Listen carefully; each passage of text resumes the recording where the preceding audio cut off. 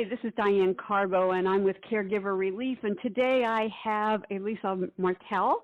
She is our certified death doula, our end-of-life specialist.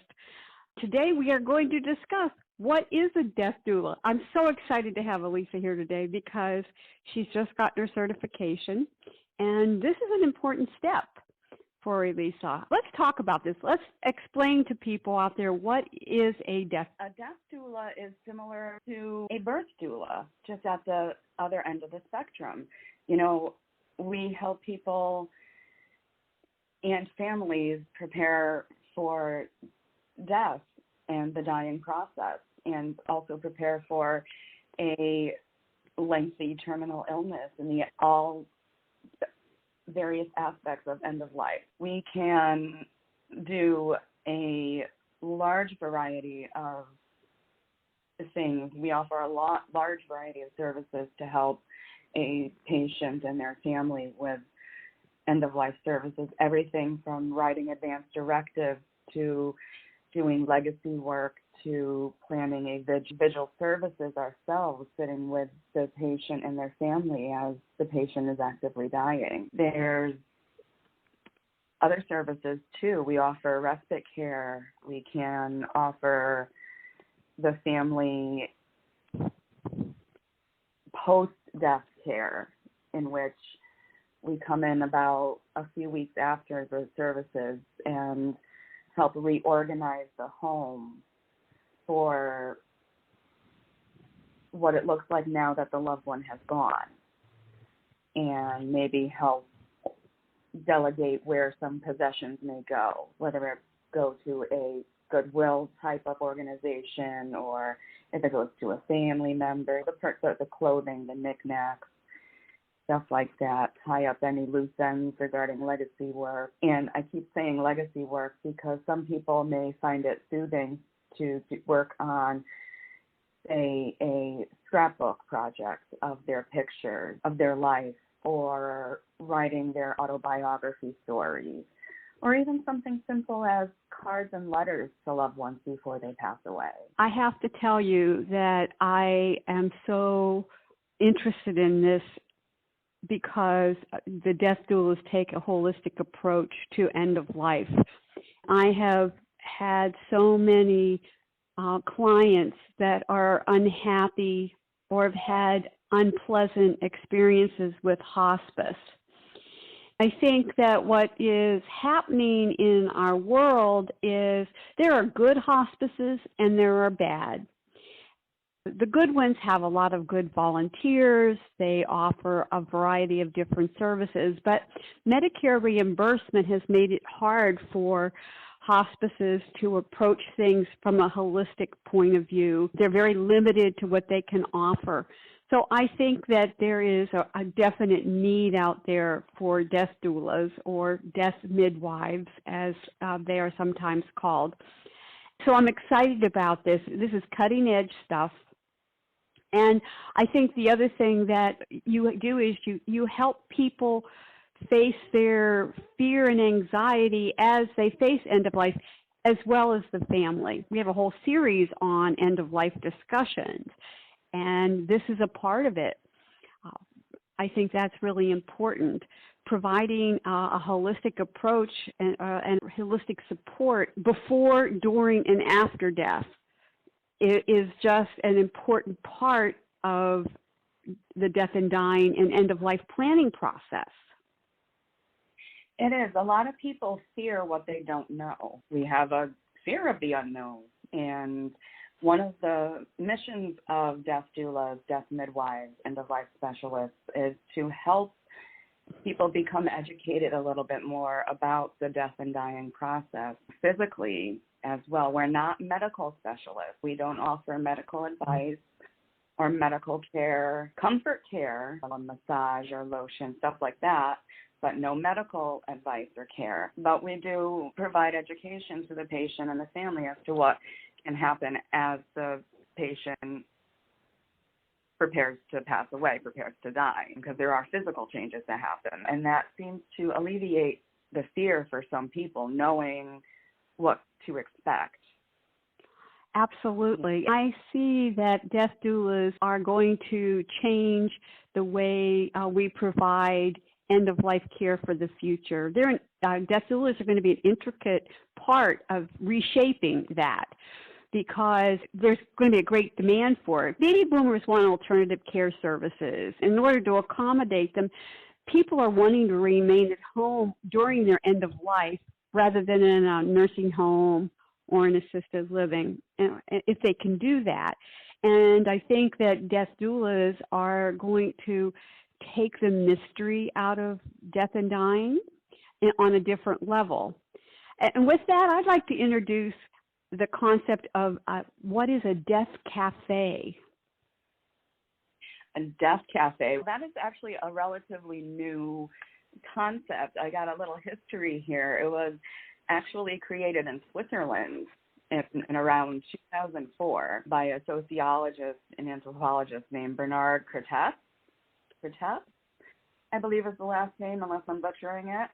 Okay. He wanted to start a place where people can go and discuss what they think death is, what they think happens in the afterlife. It's not necessarily a bereavement group, but it's a place to go and meet with other people over coffee and dessert, tea and crumpets, ideas out in a safe place with other like-minded people who aren't going to be shy away from the topic the way a lot of people do. I think with what we've all just been through with the COVID pandemic, I think there's going to be a lot of people out there with this topic on their mind, because more often than not, you're hearing people say, I lost so-and-so, I lost so-and-so this year, to this horrific thing that's going on. And I think it's going to help bring about a great change in the way we face death and dying as a whole. I actually went to a death cafe in Manhattan several times many years ago because I was curious.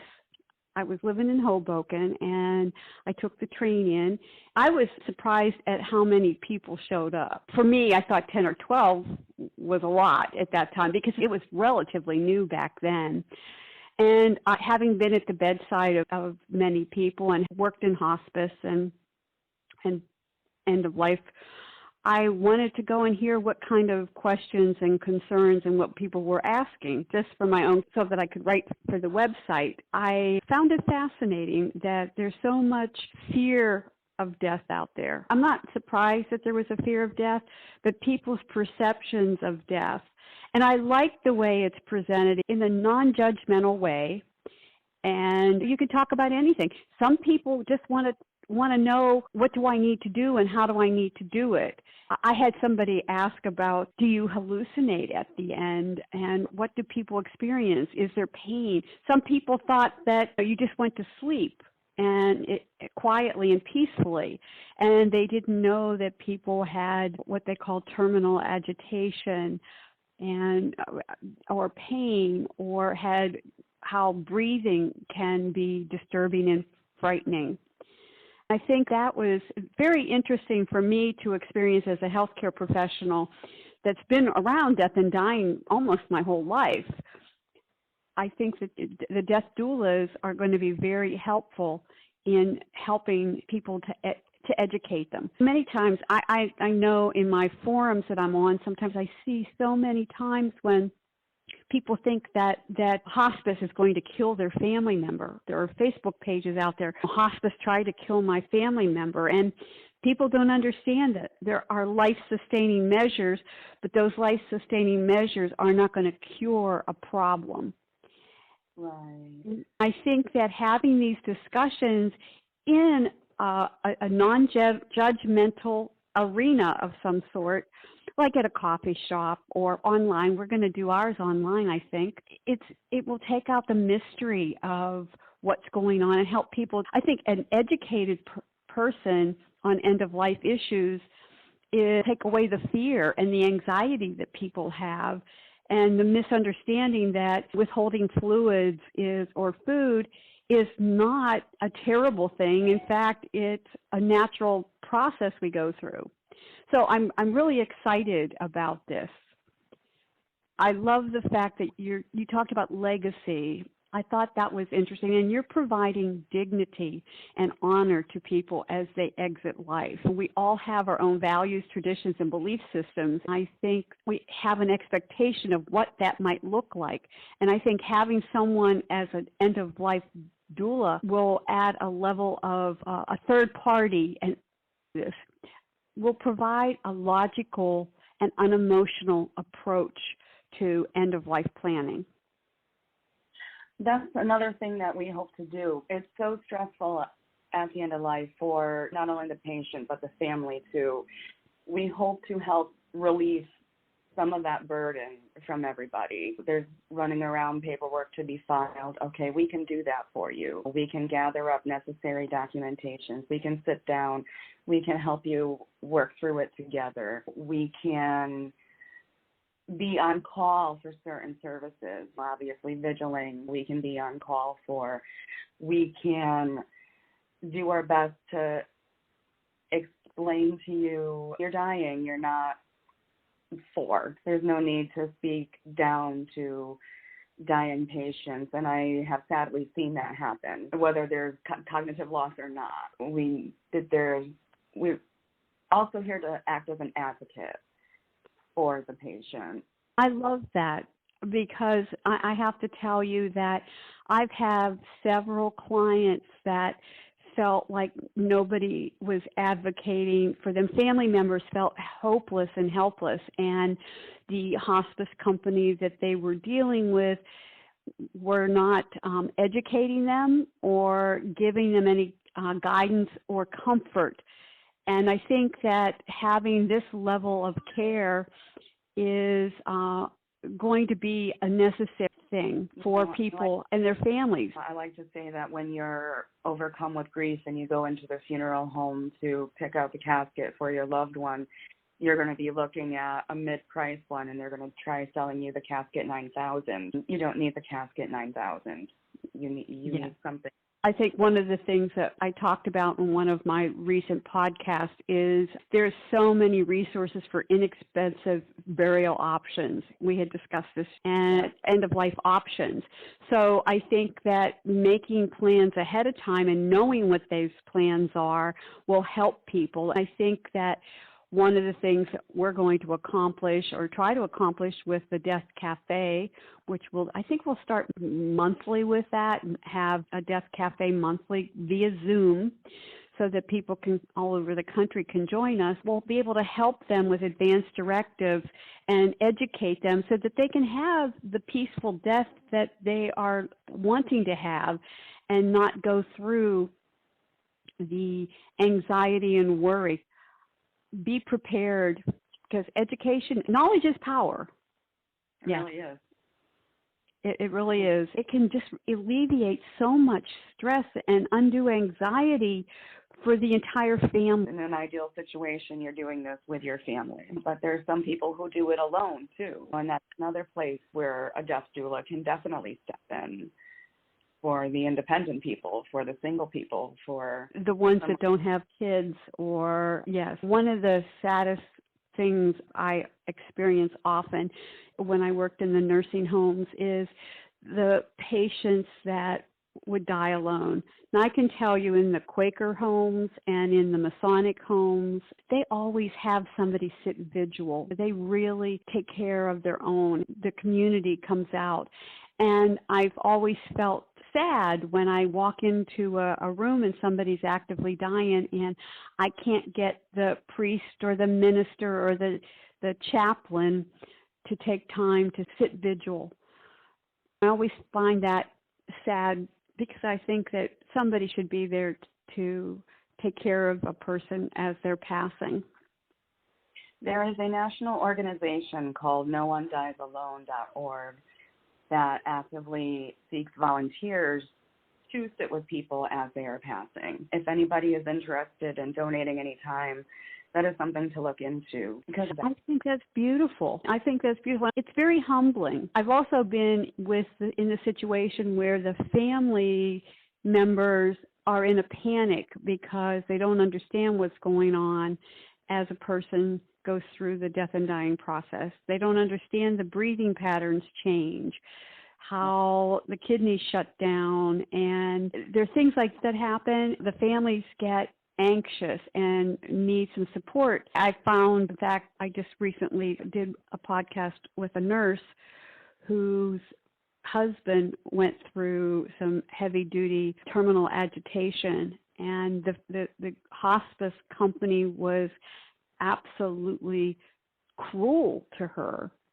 And I'm like, how can they be that way? They wouldn't listen to her, and they wouldn't medicate him, and that he needed more medication. It was anxiety-producing for her when she should have been there to be supported and be there to deal with her husband. She had to fight and advocate for proper end-of-life care. That's sad, because that's not what she should be doing. And that's where I think hospice companies, I know I've had one amazing experience with my dad on hospice, and then I had a very substandard experience with my mother-in-law when she passed at home. I thought that the hospice company really let us down. Of course, having an end-of-life specialist, because I've been at the bedside of many that have passed, I just felt that they were not supportive of my husband at the time. It was his mom. It just made me sad that they didn't offer this stuff, the education and support that they needed to, because they're getting stingy with, and again, it has to do with Medicare reimbursement. We're having less and less money, and they want people to do more.